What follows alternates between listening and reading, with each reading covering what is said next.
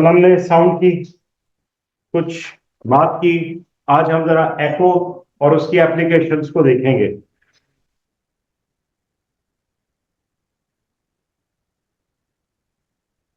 Echo is simply the reflection of sound wave. बेटा ये जरा लाइट ऑन करो अगर होती है तो। देखो बेटा, इसमें दो तरह के क्वेश्चंस आते हैं।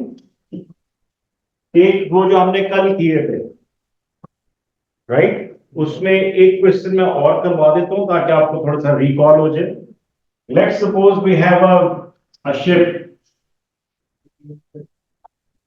ठीक है, और उसमें कोई सिस्टम लगा हुआ है which is producing sonic waves।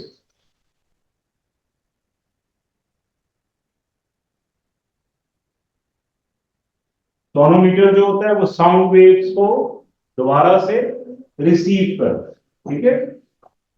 अच्छा, लेट सपोज इन्होंने कोई सी बेड पे कोई रैकेज या प्रेशर पड़ा हुआ है, उसको ये डिटरमिन करने की कोशिश कर ढूंढ रहे हैं, उसके हाथ पे है, राइट। अब ये क्या कर रहे हैं कि they are producing sound waves. इन ये वाली जो साउंड वेव्स हैं दे कैन बी अल्ट्रासाउंड, जो ह्यूमन ईयर्स को सुनाई नहीं देती। गुड, रेंज याद है ना। तो दे फाउंड कि ये जो सॉनिक वेव्स हैं ये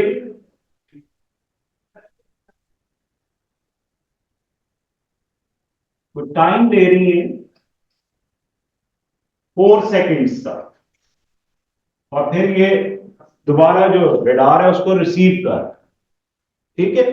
if the sound velocity of sound in water, याद है किसी को कितनी होती है? Speed of sound in water 1500, 500, 1300।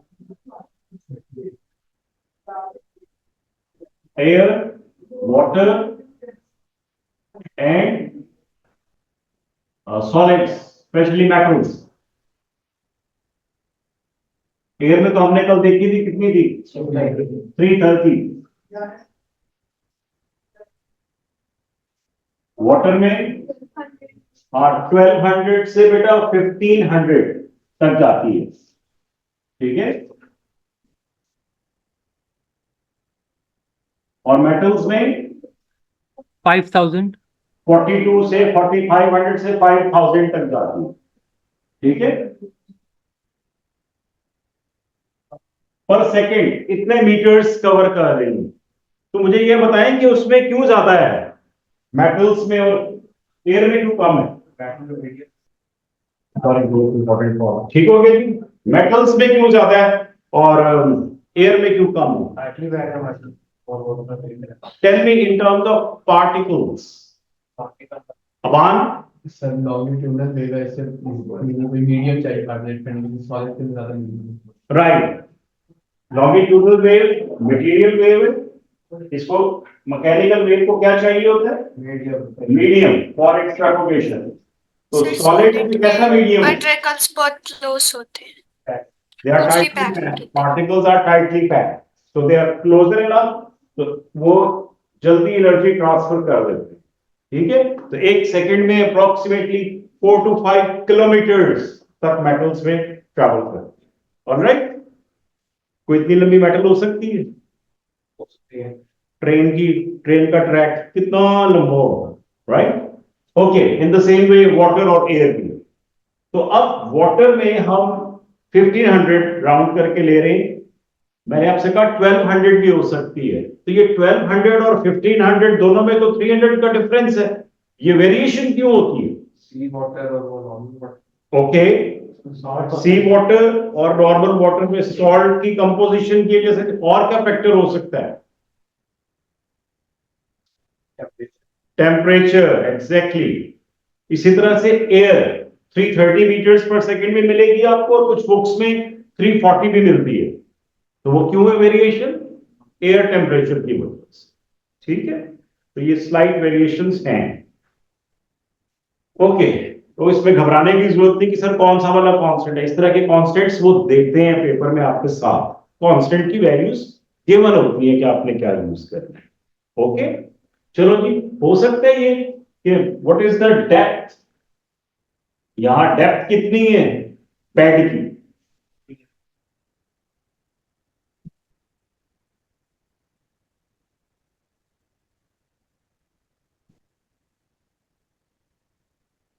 चले जी करें, शाबाश सब लोग कैलकुलेट करें। देखिए मैंने जैसे ही क्वेश्चन लिखा आई कैन सी कि आप लोगों ने फॉर्म कैलकुलेटर हाथ में पकड़े हैं, which is wrong. Go step wise. First step क्या है? Data make the data. आपने बनाया डेटा अपनी कॉपी में? सबसे पहले डेटा बनाए।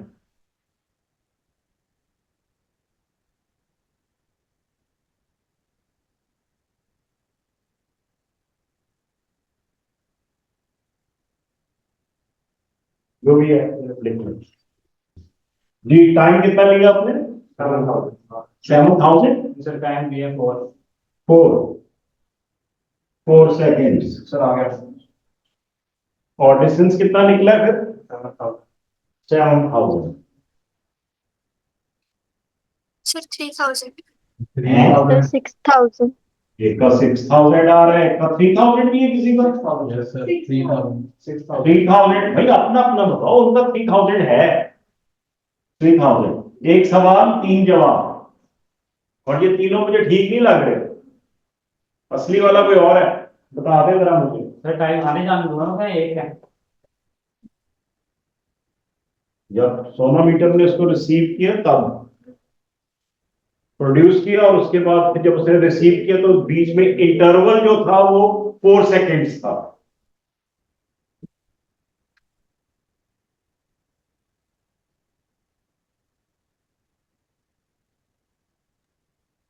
सर हम क्या डिस्टेंस को मल्टीप्लाई बाय 2 करेंगे, डिवाइड बाय 2 करेंगे? वो भी कर सकते हैं आप, और यहां पर भी आप एक सेंटेंस लिख सकते हैं। इस डेटा में भी आप एक सेंटेंस लिख सकते हैं। क्या लिखेंगे आप? Since 4 seconds is the time for sound wave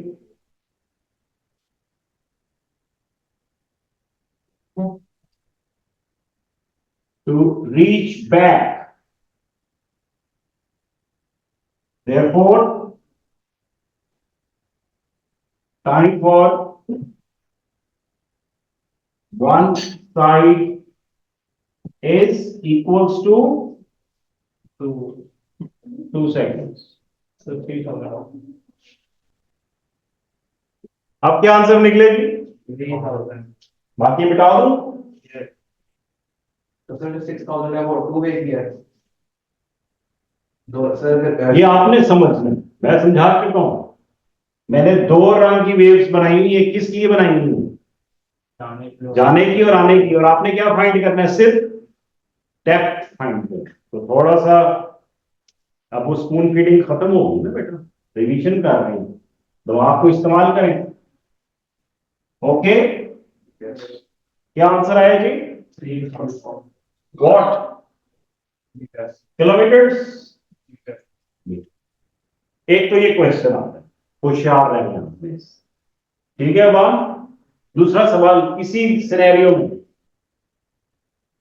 वो कह रहे हैं द वेलोसिटी और the speed of sound in water is 1,500 meters per second. If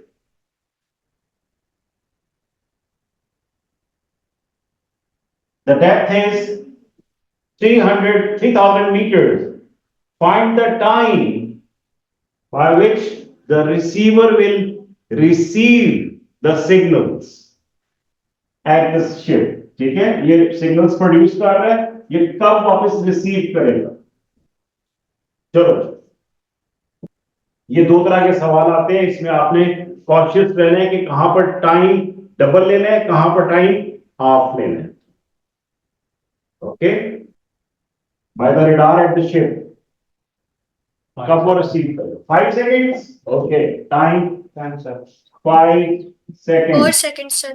4 seconds और 10 सेकेंड्स, 4 हो गया है।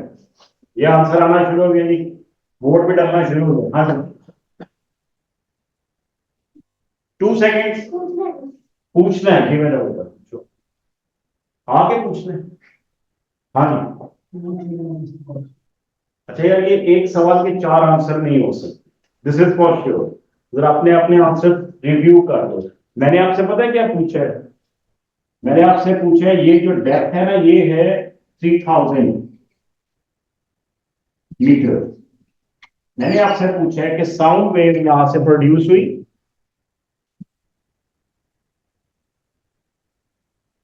ये साउंड वेव प्रोड्यूस हुई है, इससे टकराई है, वापस गई, जाने और वापस आने का टाइम, स्पीड उसकी ये, एक साइड का डिस्टेंस ये, टाइम फाइंड कर। आप जरा रीचेक कर लें।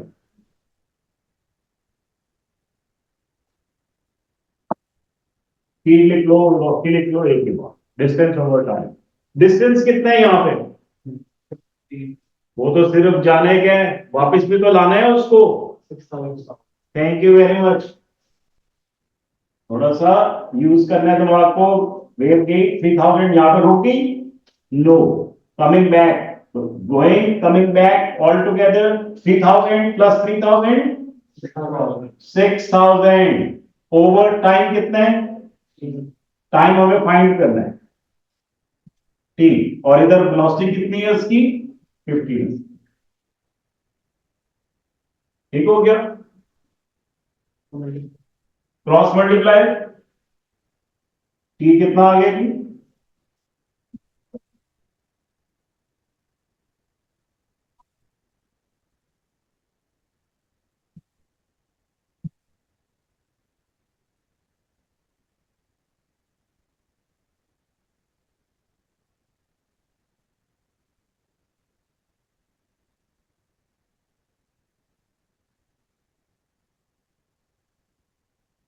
इस सारी चीजों से अगर आपने ये डेटा नहीं पहले बनाया था, तो ये फॉर्मूला नहीं अगर यूज किया था, या ये कैलकुलेशंस नहीं की थी, तो आपका आंसर रॉन्ग हो सकता है। इसलिए इतने सारे आंसर आते हैं।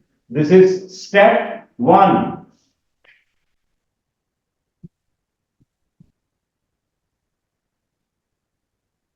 इसलिए कहता हूं डेटा बनाए, पहले डेटा बनाए। जब डेटा बन गया तो इसको देखे क्या चीज डिटरमिन करनी है, टाइम, क्या कुछ गिवन है, वेलोसिटी, डिस्टेंस। तो स्टेप 2 क्या है? फिगर आउट और determine the appropriate formula, this is step 2। और स्टेप 3 क्या है? ये वैल्यूज पुट करो और केयरफुल कैलकुलेशंस।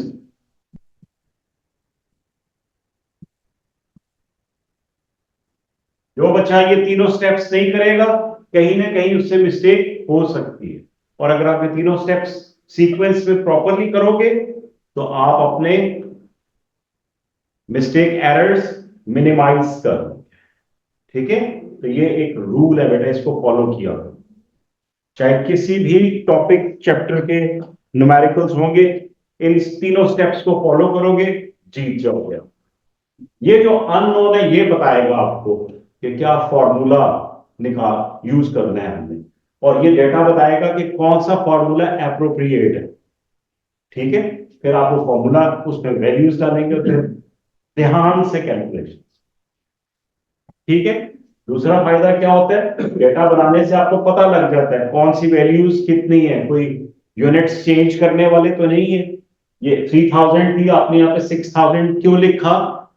क्या वजह थी? साउंड के जाने की और रिफ्लेक्ट करके वापस आने का, आने और जाने दोनों का टाइम चाहिए था, तो हमने डिस्टेंस डबल कर दिया। हम इसका डिस्टेंस सिंगल रख के टाइम को फिर डबल भी कर सकते थे, कि इसको 2 सेकेंड्स जाने में लगेंगे और 2 सेकेंड वापस आने में लगेंगे। फिर हम यहाँ पे स्टेटमेंट भी देंगे, ठीक है? सबको समझ आ रहा है? Okay, all right. मुझे ये बताइए कि अल्ट्रासाउंड की यूजेस क्या क्या है? एक तो मेडिकल है फील्ड, उसके अलावा अल्ट्रासाउंड कहाँ यूज होती है?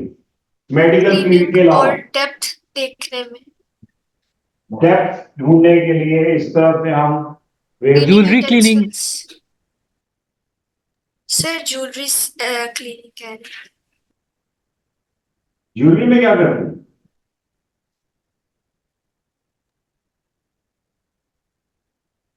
ज्वेलरी में क्या करते हैं? उसको साफ, उसके ऊपर जो मिट्टी होती है ना वो साफ कर देते हैं। तो उसको हम ब्रश के साथ क्यों नहीं साफ कर सकते? स्पेशली गर्ल्स को बता रहा हूं, और इसको जरा ध्यान से सुनना, और बॉयज तुम लोगों के बाद में काम आएगा। ये जो हमारे ज्वेलर्स होते हैं, ये आपको जैसे बैंगल्स हैं, चूड़ियां, ये कड़े, वो कहते हैं लाइन हम आपके इसको साफ कर देते हैं फ्री में। तो सफाई हमेशा फ्री करते हैं, ये सुना। उसको कहते हैं धोना, जी हम धो देते हैं इसको, बिल्कुल चमक जाती है। तो वो जिस जगह जिस उससे करते हैं उसके ऊपर फिर गोल्ड पार्टिकल्स चिपके रह जाते हैं। वो आपसे तो फ्री में कर दिए, उसके बाद वो सारे पार्टिकल्स इकट्ठे करके उनका 1000 रुपीज का आराम से उसमें से टीका लग जाता है। तो कभी भी ज्वेलर से आपने नहीं धुलवाना, ओके? हाँ जी, वो बफ करेगा और मैल के साथ साथ गोल्ड भी थोड़ा टाइट करके घिसाएगा, उधर ही रह जाएगा, वो पता भी नहीं चलेगा। वजन कम हो जाता है धुलाने से। ऑलराइट, सो क्या यूज करवाना है? अल्ट्रासाउंड। और क्या यूजेस है? सर ऑब्जेक्ट्स डिटेक्ट करने के लिए। किस किस्म के ऑब्जेक्ट्स? जो जमीन में होते हैं। सर लाइक सी में लाइक अल्ट्रासाउंड वेव्स जाती है तो पूरा सी का ग्राउंड लेवल। एक्सेलेंट। सिर्फ सी में? सर कंस्ट्रक्शंस में भी यूज होता है कि अगर कहीं क्रैक हो तो वो चेक करते हैं कि वहां है। थोड़ा सा होल्ड करो अपने आंसर को, एक सेकंड, मैं सिर्फ जरा शाहजेब का आंसर कंप्लीट कर दूं। I will come to you. जी शाहजेब, आप बता रहे थे सिर्फ डेप्थ फाइंड करने के काम आते हैं? सर नहीं लाइक पूरा जो उसका सरफेस एरिया, जो सरफेस है सी के नीचे, उसको चेक करने के लिए वो कैसा सरफेस। सी में यूज करते हैं, एयर में भी यूज कर सकते हैं। सर एयर में सर वो रिफ्लेक्ट नहीं होगी वापस। ये जो एविएशन है ना, एयरपोर्ट्स, उसके आगे वो रडार सा ग्रीन कलर का होता है जिसमें वो देख रहा होता है सारी स्क्रीन के ऊपर। वो उसको कैसे पता चलता है कि ये वाला एयरप्लेन यहाँ पर पहुंच गया और ये वाला यहाँ पर पहुंच गया? Thank you very much. उसका जो ऊपर रडार होता है ना, वो मुसलसल ये वाली रेस प्रोड्यूस कर रहा होता है, अल्ट्रासाउंड वेव्स, और वो जाके रिफ्लेक्ट होके वापस आती है। उस तरह से डिटेक्ट होता है, जैसी शेप होती है वैसे रिफ्लेक्ट होकर वापस आती है, वैसी शेप बनती है। जो ज्यादा सोफिस्टिकेटेड रेडार्स है वो आपको बता देते हैं किस किस्म का प्लेन है। यस, शेप कैसी है, डिजाइन ये वो। अगर उसमें वो सारा स्टोरेज ऑलरेडी, तो पूरी डिटेल्स निकल आएंगी डेटा उसका। आई एम श्योर आप में से कुछ बच्चे वो गेम्स भी खेलते होंगे जिस तरह की। ऑलराइट, तो ये जो हमारे यहाँ एक हुआ था एक्शन जिसमें वो ले गए थे उसको उठा के बाहर से जो आए थे, हाँ जी, वो वाले चक्कर में वो क्यों नहीं डिटेक्ट हुआ था? नीचे है नहीं, नीचे नीचे एक्चुअल में मेटल्स एंड सॉलिड्स जो होते हैं ना, वो रिफ्लेक्ट करते हैं। इसको हम अगर रडार वेव्स के या सोनिक या अल्ट्रासाउंड, तो ये रिफ्लेक्ट करती है हार्ड सरफेसेस, स्पेशली मेटल की। वो फाइबर स्पेशल मटेरियल है। B-52 बॉम्बर्स जो बने हुए हैं वो उस मटेरियल से बने हुए हैं कि जितनी रडार वेव्स आती हैं वो सारी को वो क्या कर लेते हैं, एब्सॉर्ब। रिफ्लेक्ट ही नहीं होता, रडार डिटेक्ट ही नहीं कर सकता, आराम से आप उनके पास पहुंच जाते हैं। सर पकड़ा का सही है। कोई भी नहीं पकड़ा गया था, वो आए थे ले गए थे अपने साथ।